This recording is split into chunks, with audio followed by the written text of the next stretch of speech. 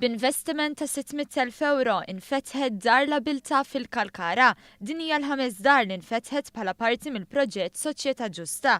Bekk il-Gvern jinsab fi triq it-tajba brabta mal-wiegħed elettorali li jinfetħu 10 djar għal persuni b'diżabilità fil-komunità. Il-target se jintlaħaq jista' jkun li anke jiġi wkoll anke li ngħadduh it-target. Però ovvjament fil-ġranet u fix-xhur li ġejjin se nkunu qegħdin ukoll inħabbru dar wara l-oħra. Is-Segretarju Parlamentari Ġustin Karwana qalet li kif jixed isem id-dar lan ta' dawn id-djar huwa li persuni b'diżabilità mhux biss jingħataw saqaf fuq rashom imma anke kwalità ta' ħajja aħjar.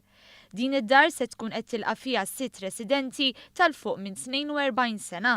Bħalissa 5 persuni residenti fid-dar li tul dawn l-aħħar 3 ġimgħat bdew jintegraw flimkien.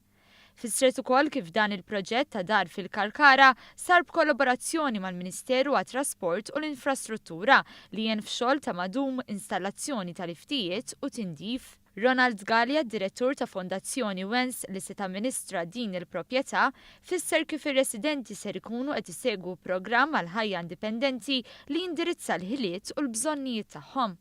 Bħal jagħmlu sodda, jagħmlu ċertu affett għandhom jagħmluhom huma. U fl-istess ħin aħna nippruvaw naraw inkabrulhom l-abilità tagħhom. Eżempju, bħalissa għandna programm għaddej dar il-Wens ukoll fejn jagħmlu ċertu xogħol ta' outwork, jiġu assessed, u mbagħad il-ħsieb tagħna huwa li kif tiżviluppa possibilità li jkunu impjegati bħalma kellna diġà, nkunu nistgħu intuhom iktar milli għandhom, għax ovvjament jekk imorru jaħdmu ħajkollhom dinja oħra jintaqgħu ma' aktar nies.